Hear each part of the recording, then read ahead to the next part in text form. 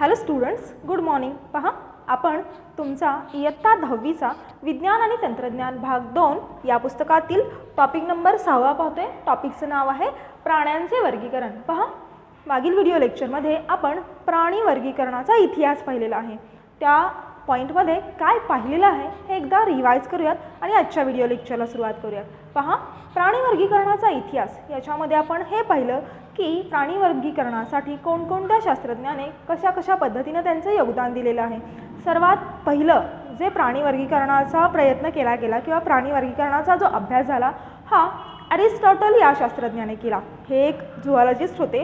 यांनी काय केलं तर प्राणीशास्त्रज्ञ होते. यांनी प्राणी वर्गीकरणाचा अभ्यास वेगवेगळ्या निकषांवर तो आधारलेला अभ्यास होता आणि त्या वेगवेगळ्या निकषांवर आधारित त्यांनी प्राणी वर्गीकरणाची पद्धती मांडलेली होती. त्याच पद्धतीनं नंतर हळूहळू जसजशी डेव्हलपमेंट होत गेली तसतसं वेगवेगळ्या शास्त्रज्ञांनी त्यांच्या कार्यासाठी वेगवेगळी मतं मांडलेली आहेत. हे देखील आपण पाहिलेलं आहे. पहा, आपण जो प्राणी वर्गीकरणाचा इतिहास होता हा जो पॉईंट होता हा मागील व्हिडिओ लेक्चरमध्ये पाहिलेला आहे. पहा, आजच्या व्हिडिओ लेक्चरमध्ये आपण जो पॉईंट पाहणार आहे त्या पॉईंटचं नाव आहे प्राणी वर्गीकरणाची नवीन पद्धती. खूप महत्त्वाचा पॉईंट आहे.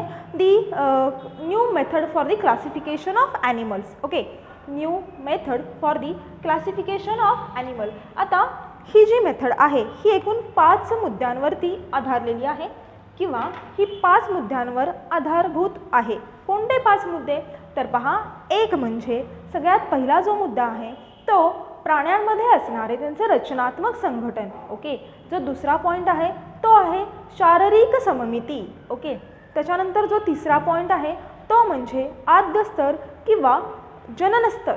जो चौथा पॉईंट आहे तो देहगुहा आणि जो 5वा पॉईंट आहे तो असा आहे की खंडीभवन. या 5 मुद्द्यांवर आधारित ही प्राणी वर्गीकरणाची नवीन पद्धती आहे. दी new method for the classification of animals. Okay, पहा, कोणते 5 मी तुम्हाला मुद्दे सांगितले. एक म्हणजे रचनात्मक संघटन.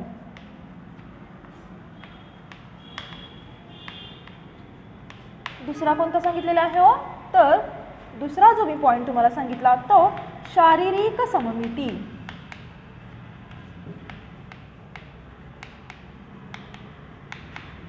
तिसरा पॉईंट आपण याच्यामध्ये पाहायला जाणार आहोत तो म्हणजे आद्य स्तर किंवा जनन स्तर.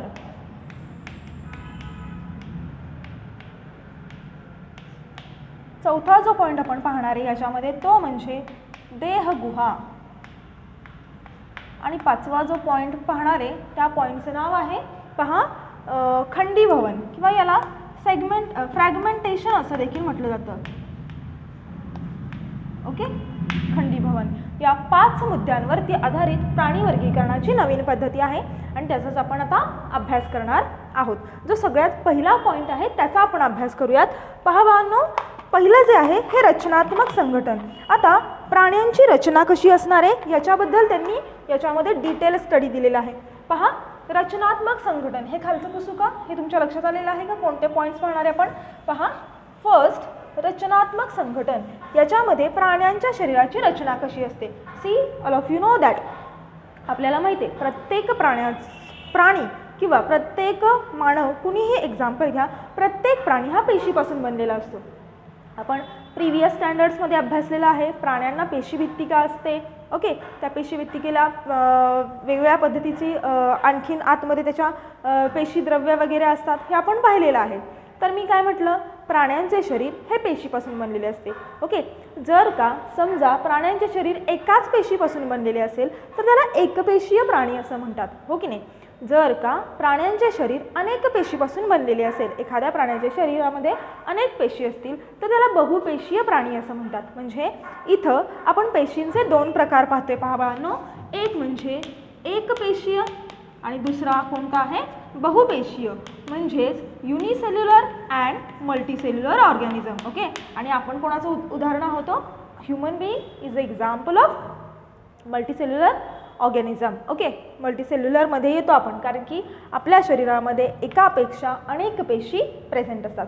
सो पहा, आपण कुठं होतो तर समजा प्राण्याचे शरीर एकाच पेशीपासून बनले असले तर त्याला एकपेशीय म्हणतात. प्राण्यांचे शरीर अनेक पेशीपासून बनलेले असले तर त्याला बहुपेशीय असं म्हणतात.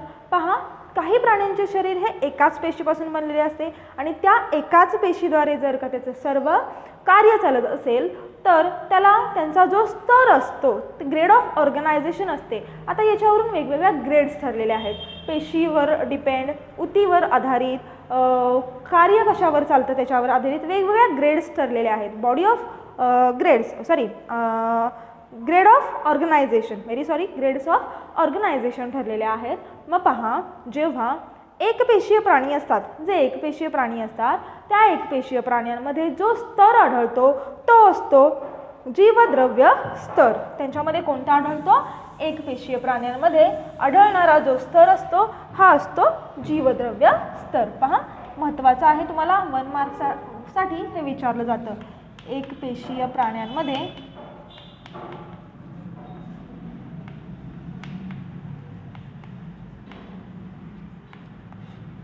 जीवद्रव्य स्तर संघटन आढळते. जीवद्रव्य स्तर संघटन आढळते किंवा जीवद्रव्य स्तर संघटन असते असं आपण म्हणूयात. ओके, पहा, आता काही प्राण्यांचं शरीर हे अनेक पेशींनी बनलेलं असतं, तेव्हा आपण त्यांना काय म्हणतो? बहुपेशीय प्राणी असं म्हणतो. पहा, बहुपेशीय प्राण्यांमध्ये जर अनेक पेशी असूनही ऊती तयार झालेल्या नसतील. पहा, आपल्याला माहिती आहे पेशी म्हणजे काय? It is a basic functional unit of a living organism. पेशी म्हणजे काय? पेशी हे एक रचनात्मक आणि संघटनात्मक एकक आहे. कोणाचा? लिव्हिंग ऑर्गॅनिझमचा. ओके, तर ऊती ह्या कशापासून बनतात? जेव्हा अनेक पेशी एकत्र येतात तेव्हा तिथे तयार काय होतं? ऊती तयार होते.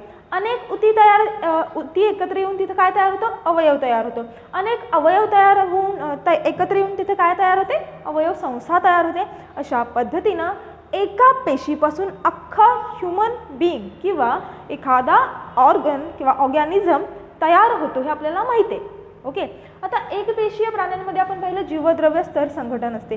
तसं बहुपेशीय प्राण्यांमध्ये किंवा बहुपेशीय प्राण्यांमध्ये अनेक पेशी असून जर का ऊती तयार होत नसतील तर अशा प्राण्यांमध्ये आढळणारं जे ग्रेड ऑफ ऑर्गनायझेशन असतं ते म्हणजे पेशीद्रव्य किंवा पेशी स्तर संघटन. पहा, दुसरं आपण इथं लिहितोय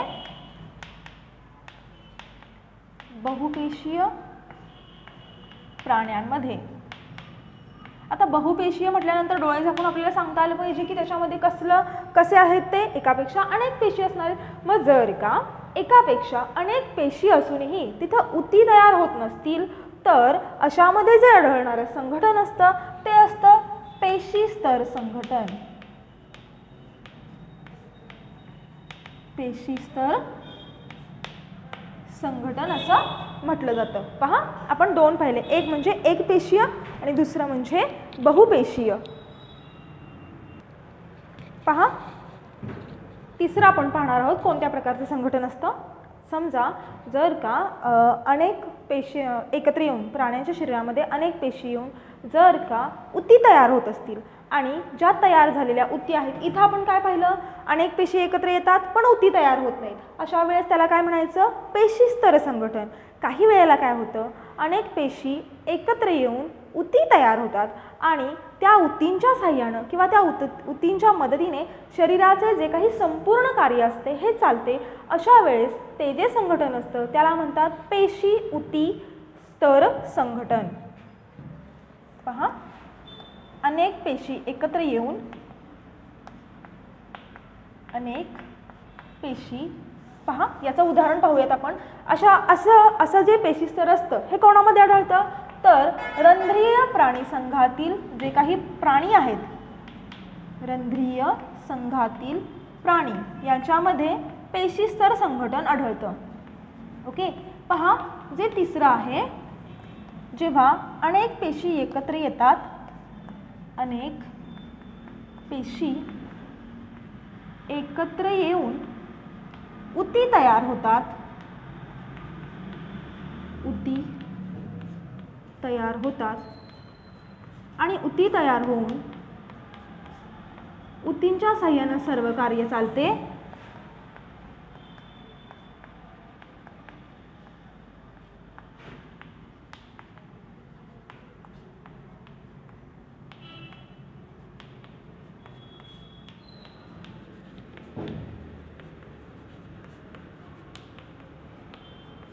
तेव्हा त्याला काय म्हटलं जातं, तर त्याला पेशी ऊती स्तर संघटन असं म्हटलं जातं.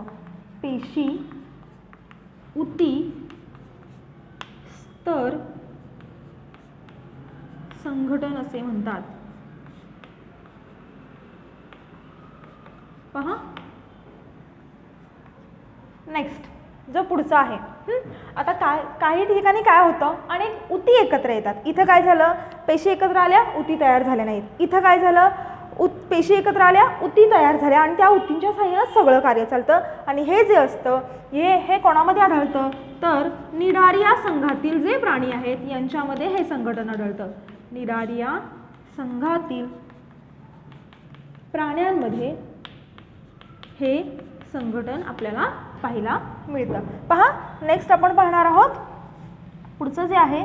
पुढचं काय आहे तर पहा, जेव्हा अनेक ऊती एकत्र येतात आणि त्या अनेक ऊती एकत्र येऊन अवयव संस्था तयार होते, ते जे संघटन असतं ते असतं ऊती अवयव स्तर संघटन. पहा अनेक ऊती एकत्र येऊन, आपण असं लिहूयात, ऊती एकत्र येऊन अवयव संस्था तयार होते.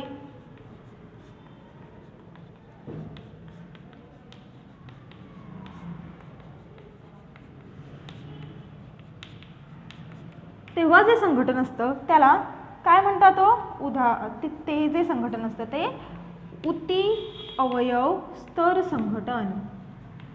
ऊती अवयव स्तर संघटन. आणि हे कोणामध्ये आढळतं, तर हे ऊती अवयव स्तर संघटन हे जे आढळतं हे चपट्या कृमींमध्ये आढळतं बाळांनो. म्हणजेच कोणामध्ये हो, तर फायलम प्लॅटीहेल्मिंथिस हे कोणामध्ये आढळतं, चपट्या कृमींमध्ये हे संघटन आढळते. आता पहा वरचे जे 4 स्तर आहेत हे सोडून उरलेले जे प्राणी आहेत त्यांच्यामध्ये अवयव संस्था स्तर संघटन आढळतं. म्हणजे वेगवेगळ्या पद्धतीचे अवयव एकत्र येऊन तिथं अवयव संस्था तयार होते आणि शरीराचे कार्य हे जे आहे हे अवयव संस्थेवर डिपेंड असते, अवयव संस्थेवर आधारित असते. याला ते जे संघटन असतं त्याला काय म्हटलं जातं, अवयव संस्था स्तर संघटन. पुढचं जे आहे ते अवयव संस्था स्तर संघटन. लक्षात राहील कोणकोणतं कसं कसं आहे ते.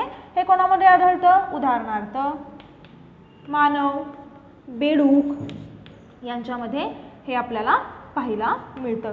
हे झालं सगळं माहिती कोणाची, रचनात्मक संघटनाची. लक्षात राहील जर का एकपेशीय प्राणी असतील आणि त्यांचं कार्य सगळं त्यात एका पेशीद्वारे चालत असेल तर जीवद्रव्य स्तर संघटन. ओके.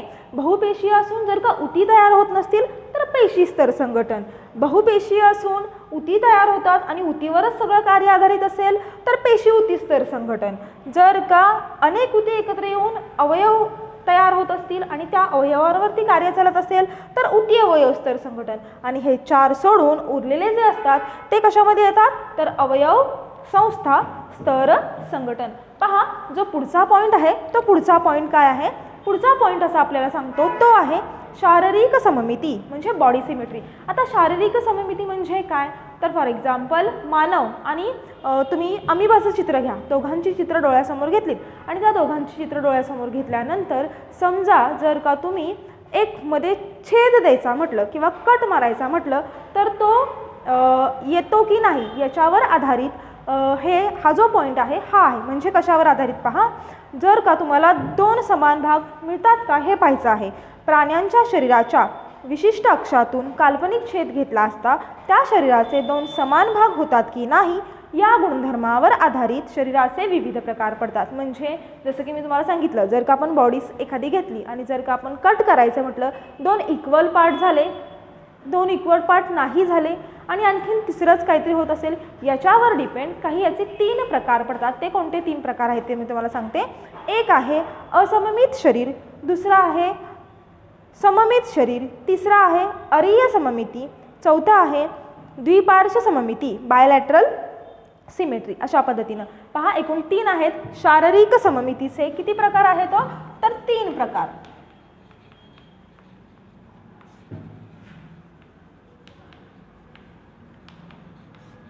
ओके. शारीरिक सममितीचे किती प्रकार आहेत तर 3 प्रकार आहेत. एक म्हणजे असममित शरीर,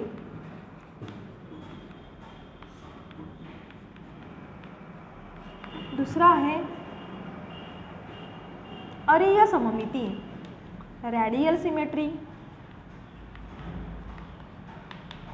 तिसरा आहे द्विपार्श्व, बायलॅटरल सिमेट्री, द्विपार्श्व सममिती.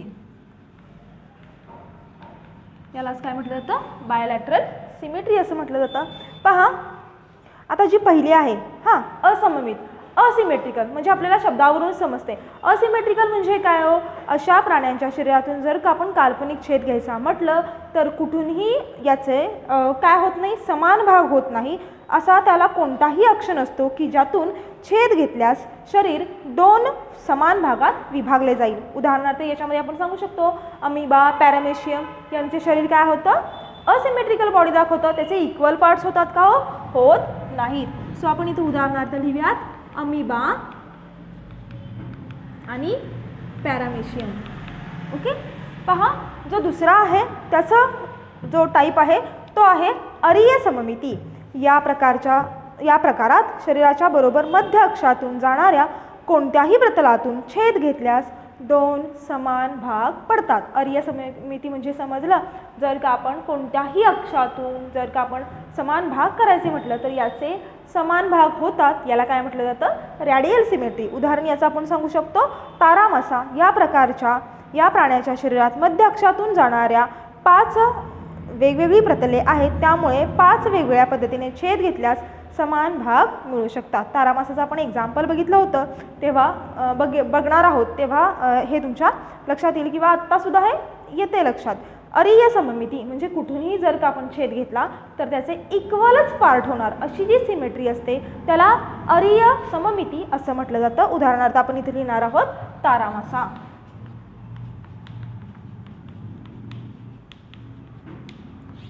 पहा द्विपार्श्व सममिती. आता द्विपार्श्व सममिती म्हणजे काय? तर बायलॅटरल सिमेट्री. बायलॅटरल सिमेट्री म्हणजे या प्रकारात शरीराचा एकच अक्ष असा असतो की फक्त त्या अक्षातूनच काल्पनिक छेद घेतल्यानंतर त्याचे दोन समान भाग होतात. एकच अक्ष असा असतो की त्या अक्षातूनच म्हणजे पर्टिक्युलर एकच अक्ष असा असतो की त्यातून जर का आपण दोन समान भाग करायचे म्हटले तर आणि तरच फक्त दोन समान भाग होतात, अदरवाईज ते होत नाहीत. उदाहरणार्थ कीटक, मासे, बेडूक, पक्षी आणि मानव. उदाहरणार्थ कीटक, मासे, बेडूक, पक्षी आणि मानव हे आपण याच्यामध्ये सांगू शकतो. ओके. आता हा झाला दुसरा पॉईंट. तिसरा पॉईंट आपण जो बघणार आहे त्या पॉईंटचं नाव आहे आद्य स्तर किंवा जनन स्तर. आद्य स्तर किंवा जनन स्तर. ओके. पहा हा कसा असतो? द्विस्तरीय आणि त्रिस्तरीय. द्विस्तरीय व त्रिस्तरीय असतो. म्हणजे कसा असतो? तर डिप्लोब्लास्टिक आणि ट्रिप्लोब्लास्टिक. पहा बहुपेशीय प्राण्यांच्या बाबत त्यांच्या भ्रूणावस्थेतील वाढीच्या सुरुवातीच्या काळात पेशींचे आद्यस्तर तयार होतात. म्हणजे भ्रूणाची जेव्हा वाढ होते म्हणजे जो सुरुवातीचा काळ असतो तेव्हा पेशीचे आद्यस्तर तयार होतात व त्या आद्यस्तरापासून त्या प्राण्याच्या शरीरातील विविध ऊती तयार होतात. काही प्राण्यांमध्ये फक्त 2च स्तर असतात, 2च आद्यस्तर असतात, एक बहिर्जन स्तर आणि दुसरा अंतर्जन स्तर. तर बहुतांश प्राण्यांमध्ये 3 आद्यस्तर असतात. म्हणजे कोणते असणार त्याच्यामध्ये? अंतर्जन स्तर, मध्यस्तर आणि बहिर्जन स्तर असे 3 असतात. ज्या प्राण्यांमध्ये 2 आद्यस्तर आढळतात ते असतात निडारियामधले. ओके. आणि ज्या प्राण्यांमध्ये 3 आद्यस्तर आढळतात असे इथे उदाहरण दिलेलं नाही आहे पहा त्यांनी. सो आपण इथे काय सांगू शकतो? आद्यस्तर म्हणजे काय? सुरुवातीच्या काळामध्ये म्हणजे भ्रूणाची जेव्हा वाढ होत असते तेव्हा पेशींचे आद्यस्तर तयार होतात. ओके. जनन स्तर तयार होतात. काही प्राण्यांमध्ये 2 असतात, काही प्राण्यांमध्ये हे 3 देखील आढळतात. सो आपण इथे लिहूयात काही प्राण्यांमध्ये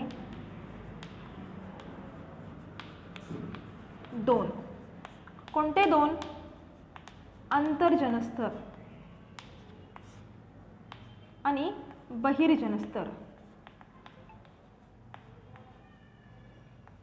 आणि ज्यांच्यामध्ये 3 असतात त्यांच्यामध्ये आणखीन कुठला ॲड होईल तर मध्यजन स्तर.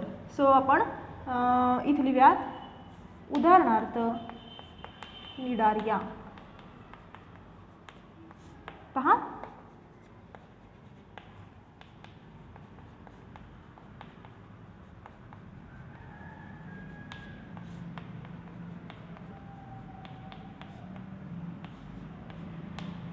एक म्हणजे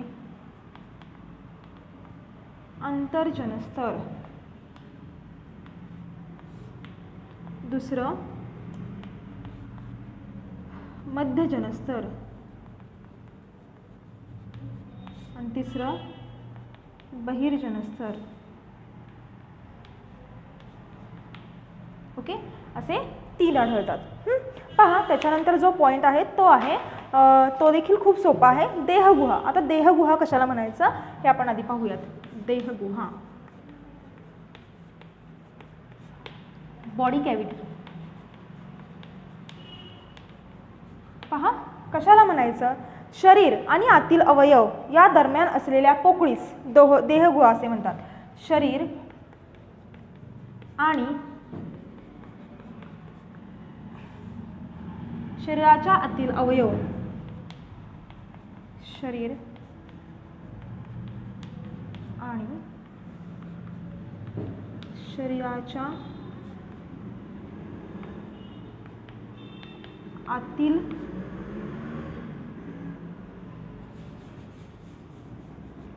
शरीर आणि अवयव या दरम्यान असलेल्या पोकळीस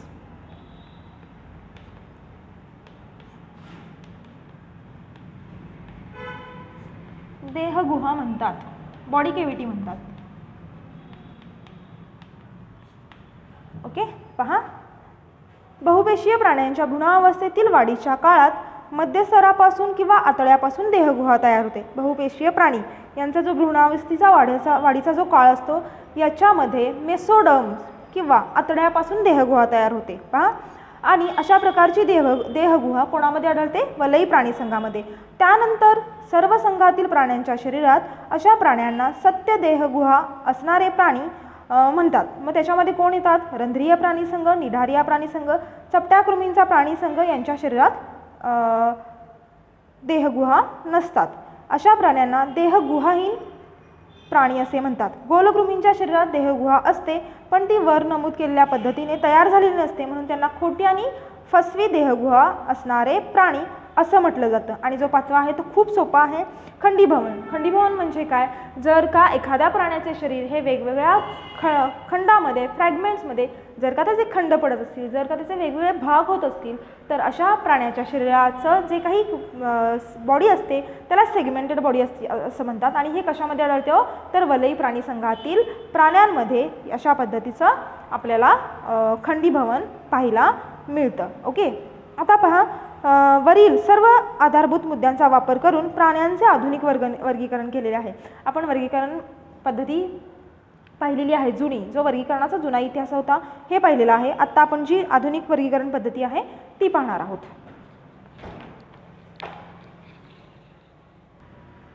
पहा,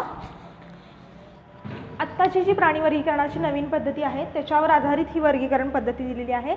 इथं सृष्टी दिलेला आहे. पहा, आपण कोणत्या सृष्टीचा अभ्यास करतोय, तर प्राणीसृष्टीचा. पेशीभित्तिका नसलेले जे प्राणी असतात ते बहुपेशीय प्राणी असतात. ओके, पेशीभित्तिका नसलेले बहुपेशीय प्राणी. त्याच्यानंतर शरीर संघटन. आपण आत्ता संघटन पाहिले कोणकोणते आहेत, रचनात्मक संघटन कशा कशा पद्धतीचं असतं. पेशीस्तर शरीर संघटन आणि उतीअवयव स्तर शरीर संघटन. पेशीस्तराचे परत मग शरीर कसं असतं, पेशीस्तर संघटन ज्यांच्यामध्ये असतं त्यांचं शरीर कसं असतं, असममित शरीर असतं. आणि त्यांची देहगुहा कशी असते, तर बॉडी कॅव्हिटी कशी असते, तर त्यांच्यामध्ये बॉडी कॅव्हिटी असते. ओके, देहगुहाहीन शरीर असते त्यांचं. आणि या सगळ्या गुणधर्मामध्ये बसणारे जे असतात हे रंध्रीय संघातील प्राणी असतात. बाळांनो, रंध्रीय प्राणी संघातील प्राणी असतात. ओके, पहा, जे दुसरं दिलेले आहे आपण असंच आडवं बघत जाऊयात. तर सृष्टी कोणती आपण पाहतोय, प्राणीसृष्टी. ओके, त्याच्यामधला आपण पेशीस्तर संघटनाचं तर पाहिलं. आता उती अवयव स्तर संघटन किंवा अवयव संस्था स्तर शरीर संघटन ह्याचे पुन्हा 2 प्रकार पडतात. त्यातला जो पहिला प्रकार आहे, अरीय सममित शरीर असणारे जे असतात त्यांच्यामध्ये देखील देहगुहा असते. आणि अरीय सममिती दाखवणारे जे प्राणी संघातील प्राणी असतात ते असतात निडारिया प्राणी संघातील प्राणी.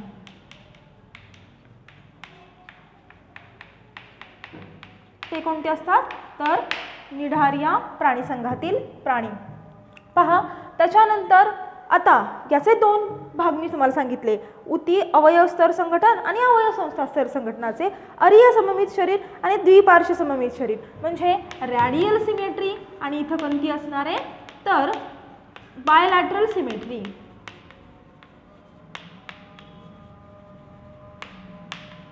Okay, bilateral symmetry. आता बायलॅटरल सिमेट्रीमध्ये देहगुहाहीन शरीर, फसवी देहगुहा असलेले शरीर आणि खरी देहगुहा असलेले शरीर असे वेगवेगळे भाग पडतात. त्याच्यामध्ये असे कोणते प्राणी आहेत की ज्याच्यामध्ये बायलॅटरल सिमेट्री असते आणि देहगुहाहीन शरीर असते, याचं जे उदाहरण आहे ते आहे चपट्या कृमी संघातील प्राणी किंवा चपट्या कृमींचा प्राणी संघ. चपट्या कृमींचा प्राणी संघ.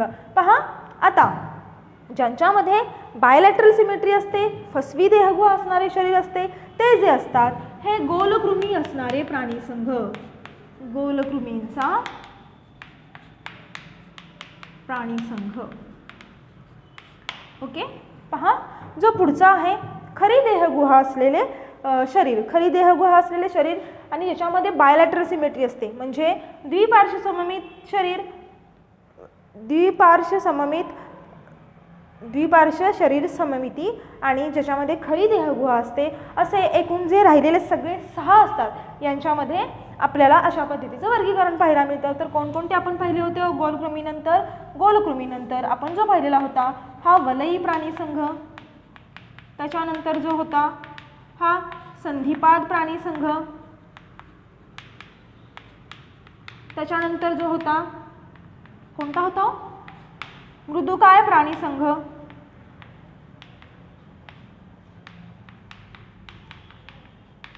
त्याच्यानंतर जो नेक्स्ट होता तो आपण पाहिला होता कंटकचर्मी प्राणी संघ, इकायनोडर्मॅटा. जो पुढचा होता तो अर्धसमपृष्ठरज्जू प्राणी संघ,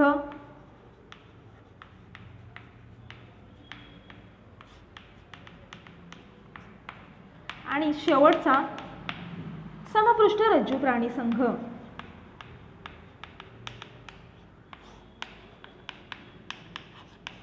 ओके, अशा पद्धतीने जे राहिलेले 6 आहेत की ज्याच्यामध्ये प्राणीसृष्टी असते, उती अवयव स्तर संघटन किंवा उती अवयव स्तर शरीर, उती संस्था शरीर संघटन असतं आणि उती अवयव शरीर संघटन असतं, द्विपार्श्व सममिती असते आणि त्याच्यामध्ये खरी देहगुहा असलेले जे शरीर असतं त्याच्यामध्ये एकूण 6 येतात. अशा पद्धतीने ही नवीन वर्गीकरणाची पद्धती आहे. आता पुढील लेक्चरपासून आपण काय करणार आहोत, या 10 प्राणी संघांचा डिटेल स्टडी करणार आहोत.